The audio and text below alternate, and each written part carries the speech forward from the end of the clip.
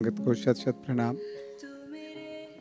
जैसे अभी अंकल ने कहा, गुरुजी के पास सब कुछ है, हमारी शायद झोलियां छोटी हैं।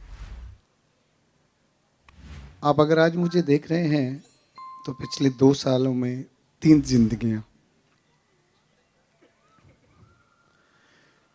आज अगर यहाँ खड़ा हूँ, गुरुजी की मेहर, संगत और सत्संग की बदौलत, और इस लंगर ने जो खड़ा किया है।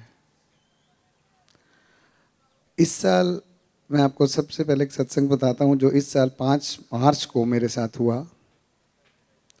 मेरी कुछ तबीयत खराब थी, डॉक्टर को दिखाने गए तो चेस्ट में पेन।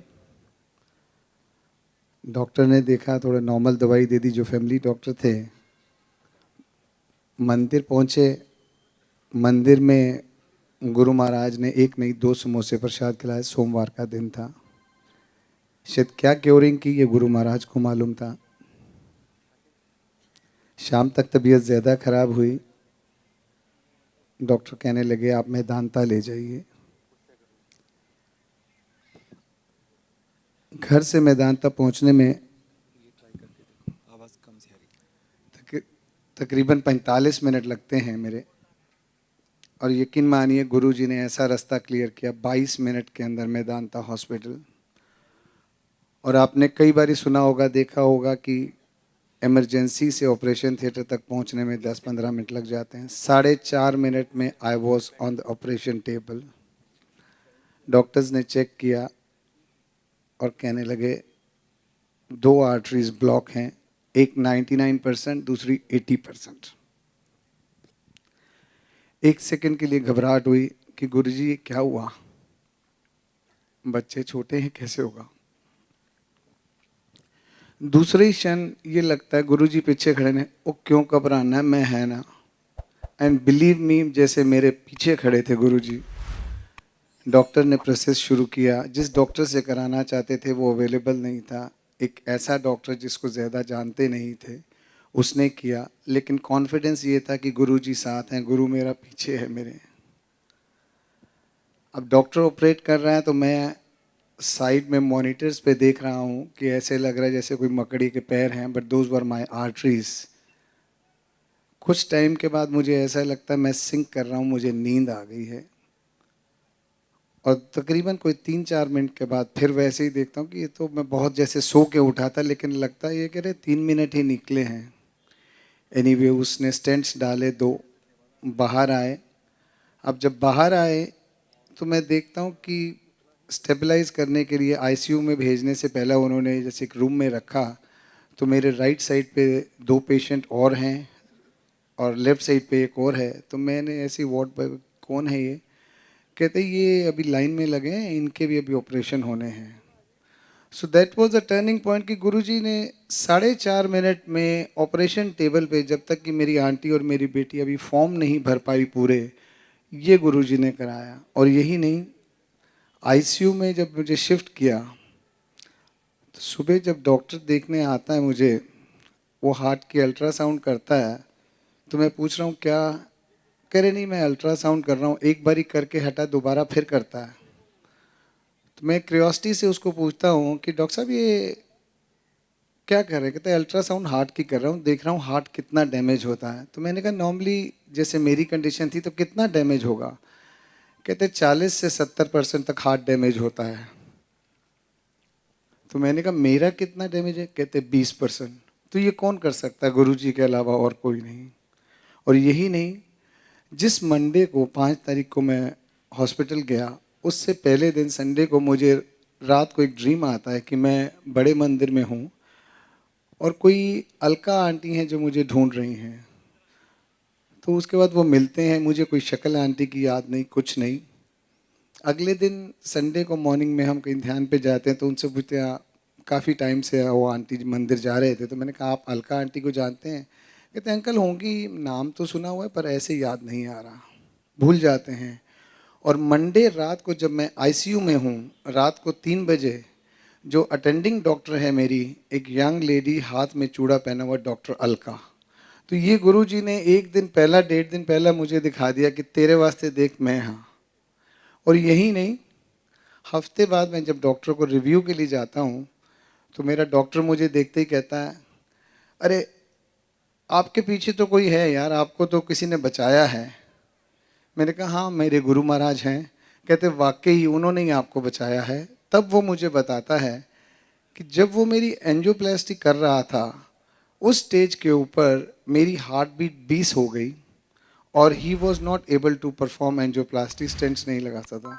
तो कहता मुझे पहला आपको पेसमेकर लगाने पड़े, उसके बाद मैंने स्टेंट्स डाले और बाद में पेसमेकर निकाला। और ये फिर मुझे गुरुजी दिखाते हैं कि देख जिसले तू सिंक कर रहा सी नींद विच सीगा सोया। So I say Guruji doesn't change destinies, he rewrites destinies. इसके 6 महीने बाद जब मैं दोबारा चेक कराने गुरुजी अपना डॉक्टर के पास गया, उससे पहले मंदिर जाना, वही लंगर करना, और गुरुजी ने फिर अपनी सेवा में से चरण में ले लिया। तो डॉक्टर देख के कहता मैं बड़ा खुश हूँ, you are an excellent patient. मैंने कहा अच्छा। कहते हैं आपकी हार्ट फंक्शनिंग जो है that is improved by 10%, so this is wonderful, keep it up. So that was after 6 months. तो मैं उसको हल्का सा, मेरे आंटी पूछते हैं कि डॉक्टर साहब आज एक बर्गर खा लें, तो मेरी शक्ल देखे तो नहीं नहीं, आप पिज़्ज़ा विज़ा खा लिया करो, वही इनको खाने दिया करो, आप गार्लिक ब्रेड खा लिया करो। तो मैंने कहा डॉक्टर साहब मैं ना एक समोसा खाता हूँ। कहते ओ नहीं नहीं, आपके लिए तो जहर है समोसा, फ्राइड और ये घी वगैरह। तो मैंने कहा नहीं मैं एक खाता हूँ, हमारे मंदिर में है। कहता नहीं वो तो फ्रेश ऑयल में होने। तो मेरी आंटी बोली नहीं वो देसी घी में बनता है। तो कहता एक ही बार ही बनता है वो देसी घी, फिर फेंक देते हैं। हाँ जी हाँ जी, मैंने यूँ कर दिया। मैंने अपनी आंटी को इशारा किया, मैंने कहा उठो, अगर इसको बता दिया डॉक्टर को कि हफ्ते में 2 बारी 3 बारी तो गुरु जी देसी घी का हलवा और चपाती प्रसाद और जो लंगर हम खाते हैं और एक नहीं 4-4 समोसे खाते हैं, तो ये शायद चौथी मंजिल से छलांग मार लेगा। तो I just walked away from there. इससे पहले मुझे जो जिंदगी गुरु जी ने दी उसमें भी यही एक सिंपल बुखार।